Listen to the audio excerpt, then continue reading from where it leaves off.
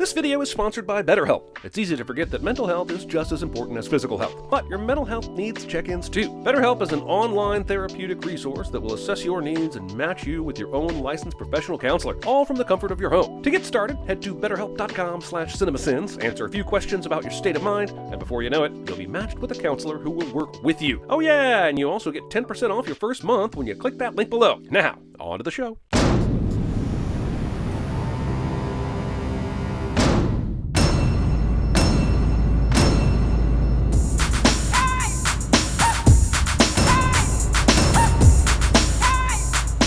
We can't play the song, and in this case, I'm happy not to share it. Anyway, starting a movie off with a hit song by R. Kelly sure felt good back in 1996, but his sins cannot be forgiven. I want to play in North Carolina. I want to play on a championship team. Then I want to play in the NBA. This obvious summary of Michael Jordan's life is still exposition. And once I've done all that, I want to play baseball just like you, Dad. Okay, so young Michael says he wants to play for North Carolina, play for a championship team, and then go to the NBA. It all came true, so good for him. But there's no way he figured, I'll just play baseball in the middle of all that, like that was the plan all along. It is still entertaining to watch highlight clips of MJ, but this is 3 minutes of seizure-inducing credits, giving Bugs Bunny an acting credit. It took 4 writers to write a script about animated aliens playing a basketball game against Looney Tunes and Michael Jordan. And I must retire. Ah, yes, everyone remembers when Michael Jordan retired the first time. He did it in this swanky ballroom in front of 3.3 billion microphones. Ah, memories. But I think I'm gonna go and play professional baseball. Ah, yes, everyone remembers when Michael Jordan retired the first time. And he said, time to play motherfucking Major League Baseball. Why didn't The Last Dance cover this actual press conference that really happened? More on Crater would be much more accurate, since they are the most ubiquitous geological feature on this planet. Or is it a moon? Or maybe whatever the hell Pluto is these days. Point is, I don't see any mountains, just craters and these weird tendrils that make it look like the same goddamn coronavirus graphic we were forced to see every day for a year. Let's get out of here, Dad. This stinks. But just before this... That is a full-fledged woo-hoo if I've ever heard one. Why would you woo-hoo if you're having a bad time? I told you 1,000 times! We need new attractions! So you told them that many times, and this is the first time you decided to do anything about it? You look 1,000 times greedier than the people who built Jurassic World, and they were looking for new attractions when their park was full! Now you're talking! Loony! Loony, that's it! The first thing you see are characters that are anywhere from 50 to 60 years old, and that's your answer for new attractions? How do funny cartoon characters become attractions at an amusement park anyway? Why would they excite the teenager who, despite loving the ride he was on, hated being there? Curveball, don't swing. I guess I should send the catcher for telling Michael Jordan what pitch is coming next, but really, I'm going to send the fact that this pitch looks nothing like a curveball. Now you might be saying that's because of the camera angle, and I say you couldn't get a better angle to show the break of this curveball? I want you to make sure that nobody bothers Michael. I want him to be the happiest player in the world. I'm telling you this now in the middle of the game because it was at this very moment I noticed that Michael Jordan was on our team. Hi, Mr. Jordan. I guess because this is a comedy, this is how Stan introduces himself to Michael Jordan rather than, just walking into the dugout and introducing himself. Despite the pretty solid execution of effects in this movie, they barely try to hide this crash mat. I'm the Baron's new publicist. It makes sense that the Barons might hire a new publicist because Michael Jordan is on the team, but this publicist? Who was their previous publicist? Jerry Lewis? I suppose Jane Wyman throws out the first pitch at every game. And Jack Benny is the Secretary of Travel! Why does the alien spaceship fly over Birmingham, Alabama before crashing into a Piggly Wiggly parking lot that somehow conceals a tunnel that leads straight to what I suppose is still technically Toontown from Who Framed Roger Rabbit? Also, why is there a tunnel directly underneath an Alabama Piggly Wiggly that leads to Toontown? And how did the aliens know about it? Warner Brothers foreshadows its own future existence as a useless membrane at the bottom of a dark chasm trapping its own intellectual property in a void at the center of the Earth. I'm talking about HBO Max. The void is HBO Max. Also, the aliens from Space Jam find Hollow Earth 25 years before all the assholes in Godzilla vs. Kong. We seek the one they call Bugs Bunny. Yeah, Bugs Bunny. Have you seen him? You guys knew who the Looney Tunes were before you left. You had clearly watched their cartoons and were excited about kidnapping them. One of you was even smart enough to tell Swackhammer that they were from Earth. You somehow knew there was a tunnel underneath the Piggly Wiggly that would bring you here. And yet you somehow don't know who Bugs Bunny is. Say, does he have great big long ears? Bugs Bunny will describe 3 Bugs Bunny traits, and the aliens confirm that all of them are true. But somehow they still can't recognize Bugs Bunny. I know this is the joke for very young kids, but even they are yelling at the screen, how the f*** do you not know who Bugs Bunny is? And these kids are getting their mouths washed out with soap for saying f*** so casually. I guess the car didn't read the sign.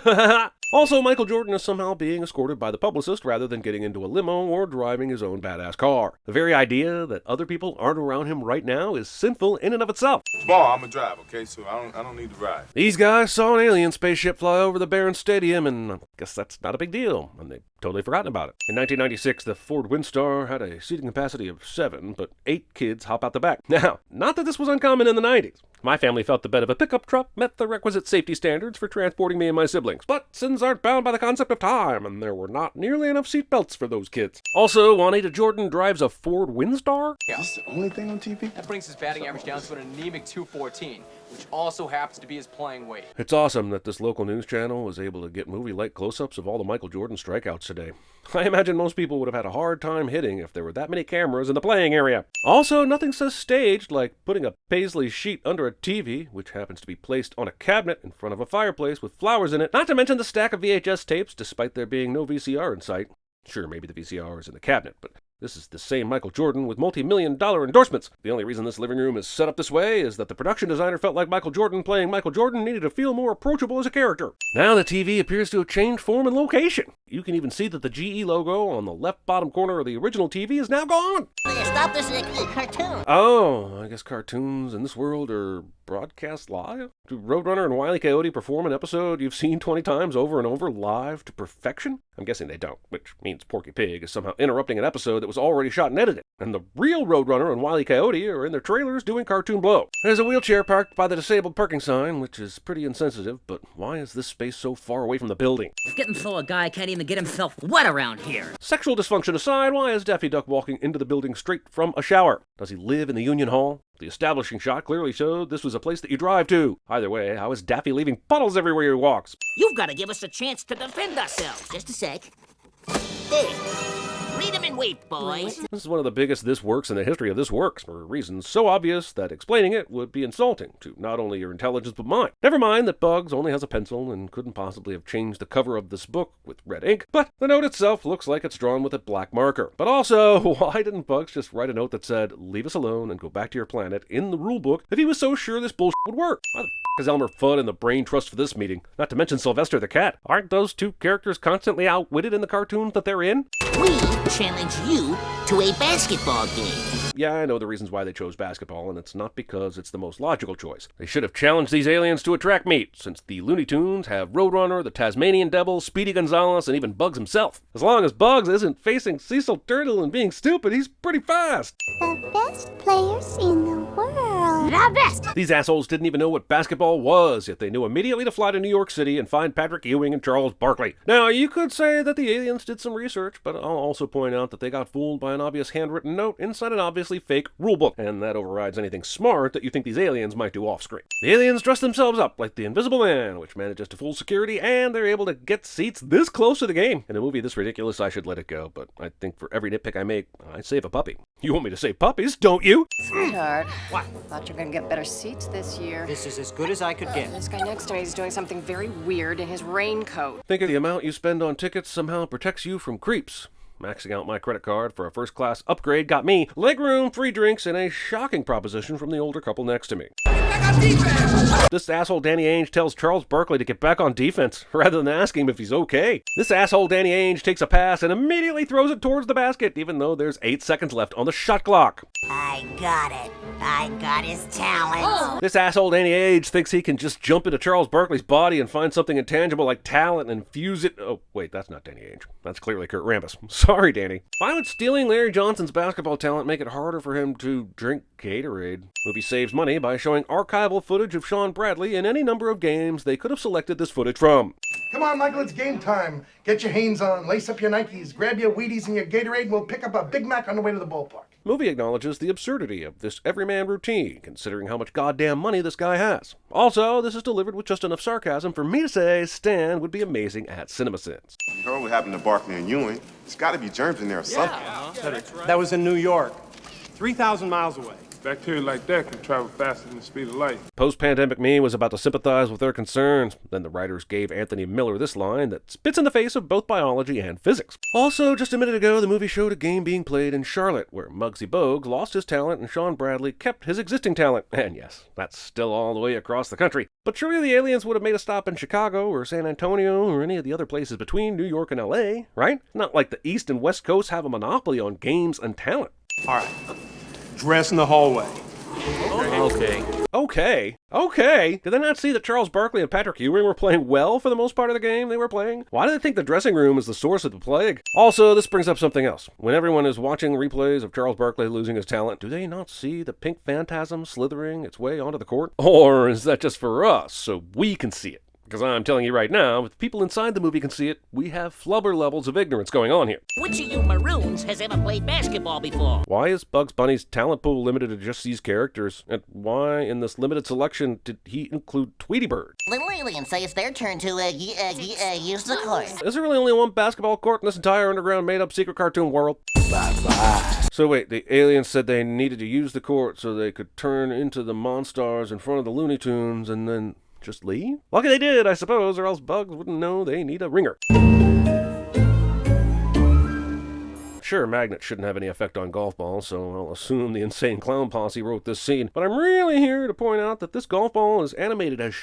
It looks more like a ping pong ball than a golf ball. You're a cartoon, you're not real. Okay, guys, we got Michael Jordan to be in our live-action animated movie about basketball. Major coup! What will be the first thing he says to Bugs Bunny? Hi now, boss, how about your cartoon, you're not real? Holy shit, Johnson, that's exactly what someone would say to a cartoon if they encountered one. Aren't you the one who pitched your cat, Cats Don't Talk, when we made that talking cat movie? Brilliant. Sexual harassment. Looks like Porky Pig went to the Nigel Tufnell School of 11ing things. Also, in 11, a heart and a problematic comment. What is the scale? Why are they even scoring this? And why is Speedy Gonzales the most critical? So, what do you say we go for a little spin? I know the Looney Tunes are, well, loony, but if they need Michael Jordan, why are they actively annoying him? Making children believe that it is perfectly harmless to have a paperclip lodged in your ear, and making me question why only the inside of Michael's head is animated. You see, these aliens come from outer space, and they want to make us slaves in their theme park. This line from the Kusayan Tulanon subreddit makes it into this film. Because they're talking about slavery. They're going to make us do stand-up comedy. The same jokes every night for all eternity. We're going to be locked up like wild animals. I get that Bugs Bunny is supposed to be like the one friend we all have that can never take anything seriously. So when there really is a problem, it seems like they're joking. But even if this cartoon threat is cartoon real to him, this whole tongue-in-cheek bit about slavery is kind of up. Also, his description sounds more like working on The Tonight Show than the actual institution of slavery. I'm adding 100 sins here. Bugs knows what he did. You think Michael's all right? Boy, I hate to leave him like this. If you're in a world where you can be this nonchalant about Michael Jordan getting lassoed down a golf hole, surely you can call the authorities and have them investigate where he might have gone. Yes, it's insane that you would have to tell emergency workers that Michael Jordan got sucked into a vortex, but it also seems like this is the kind of world that will believe you. We got balls! Showing off your balls in public. With some cartoon magic, they get this indoor gym looking amazing. But if they could have done this all along, why didn't they already do that? Especially since they have to share the outdoor court with the Monstars. And as such are the exclusive property and trademark of Warner Brothers, Inc. Daffy has this weird flex about copyright law because this movie needed a reason to flash the Warner Brothers logo halfway through the movie. They also needed one of their characters to kiss their own ass so the metaphor could become literal. Who are these guys? Bugs literally told you who these guys were a few minutes ago. Every time we've seen a clock in this scene, it's been 4:50 p.m. But in this shot, it's 12:45. I expect my movies about cartoons kidnapping Michael Jordan to help them win a basketball game to avoid being sent into space to perform for Danny DeVito to be way more conscious about clock continuity. You're not scared of them, are you, Michael? Since there's been no sign of actual consequences in this movie, I see no reason why any of them should be scared of the Monstars. Movie includes this scene to be inclusive, instead of just writing more strong female characters into the main story. Not Charles Barkley. This is Charles Barkley. Also, Nikki McCrimmon is a real dick to Charles Barkley. But also, wouldn't she know about him losing his abilities? Movie never explains why, despite losing nearly all his coordination, Muggsy Bogues is able to glide across the ground like he's on wheels. Muggsy Bogues is short. Also, Barkley is seeing this psychiatrist, and so are the others. So they're in the same sphere of care, but Barkley somehow missed the medical exams? Are there any other areas besides basketball where where you find yourself unable to perform? No! Movie thinks it's important to assure all the families watching that Patrick Ewing's d can get hard. Has anyone here ever played basketball? The thing LeBron said to the Cavaliers during his second stint in Cleveland travels through time and makes it into this movie.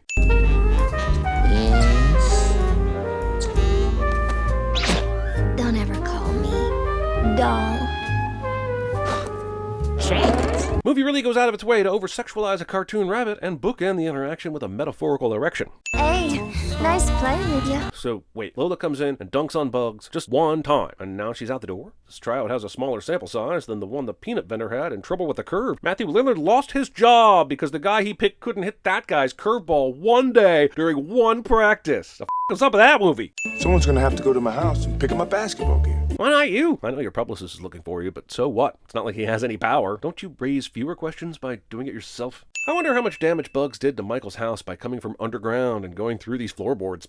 Everyone's sleeping. Did anyone wonder what happened to Michael when he didn't come home or call or anything? The rest of this house is obviously colonial revival, but this room is much more Elizabethan Tudor. Make up your mind, Michael. How the hell did this dickweed dog get inside this closet? He was just outside a minute ago roughing up Daffy. Even if he followed Bugs' destructive path up through the house, he still would have had to find a way to this closet. Are we supposed to think the real world works on cartoon rules? Here you go, Bugs. How does this kid know that Bugs Bunny wants his dad's shorts for a good reason? Just because Bugs is famous doesn't mean he wouldn't sell that to the top bidder if given the chance.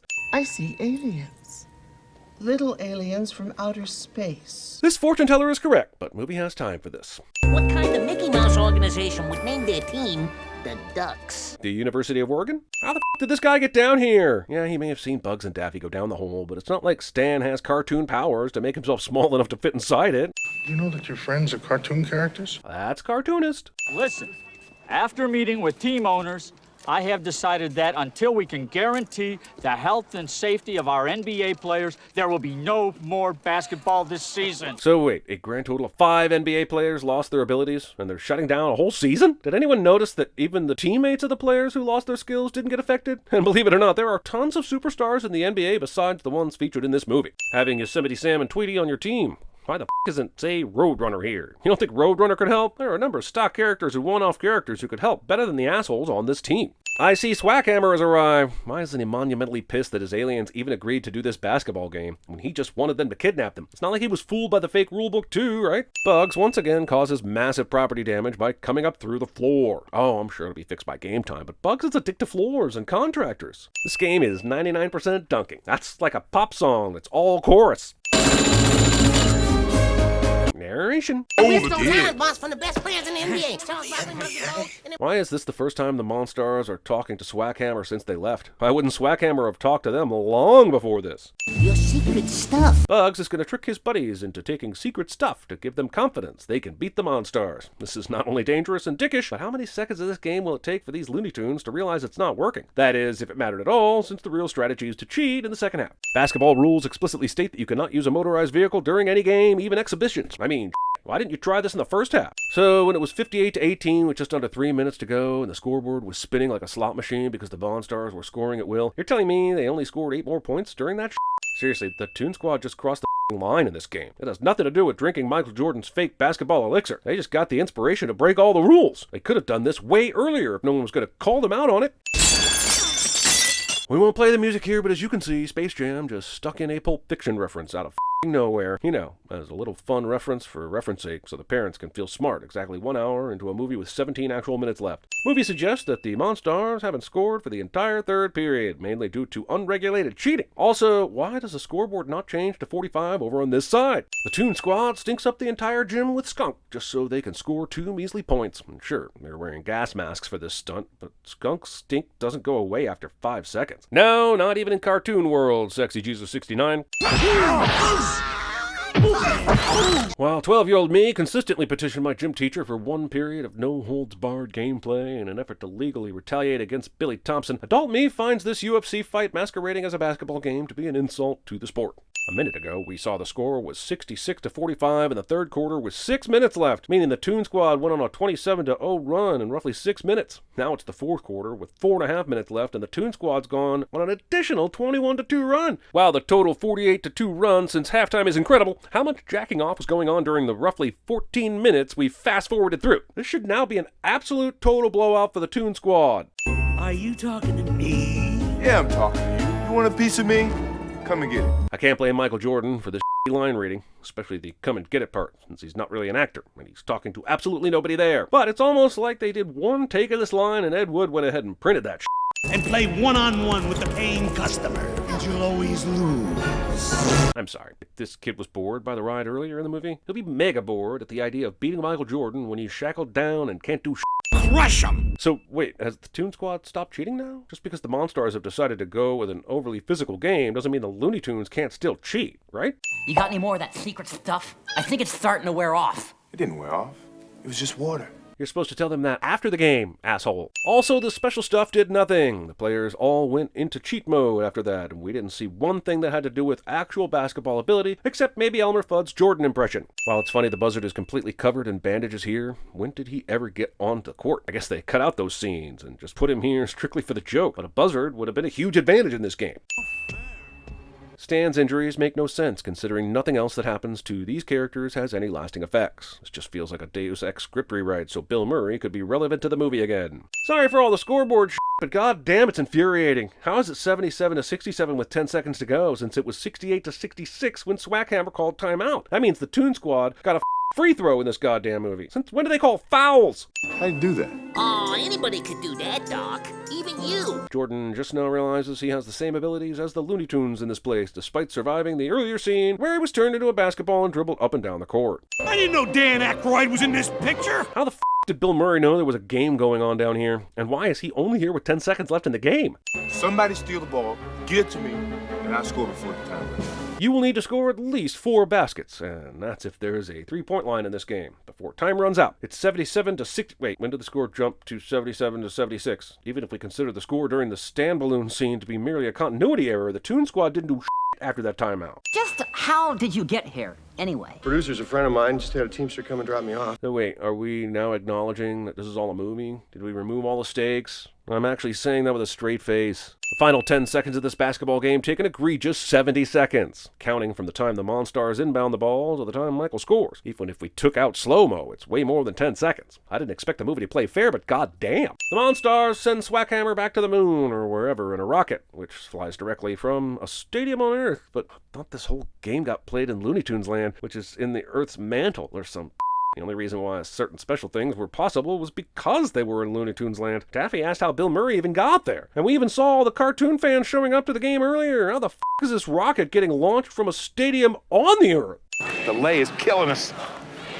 Where's Michael? A baseball game does not simply delay because a player hasn't shown up yet, even if that player is Michael goddamn Jordan. So, hold on, is this ship coming from outer space? Because I thought Mike was inside the Earth. I sometimes wonder if this movie knows where everyone is in relation to the planet. I guess the ship could have flown out of Looney Tunes land and flew straight into the atmosphere and then came back down from the clouds, but why? This guy is not even a little impressed by a cartoon spaceship appearing right before his eyes. This woman is way too impressed at something in the other direction, and this guy is just staring right at the camera. First off, how did Mike know all the formerly good NBA players were practicing here? Why are they practicing here? This is one incredibly gym. Wouldn't there be some media interest in the 5 basketball players looking to get good again? Everyone gets their talent back, but I don't know how the talent knows where to go. And it seems like Mike, who's been touching the ball a bunch, could have been in danger of getting Sean Bradley's talent. You thought I was done bagging on Sean Bradley, but I wasn't. Everybody proves their talent is back by dunking. Hey, Michael, why don't you stay and play some 3-on-3 with us? Also, could you tell us how the Magic Basketball gave us our talent back? You haven't been very forthcoming about that.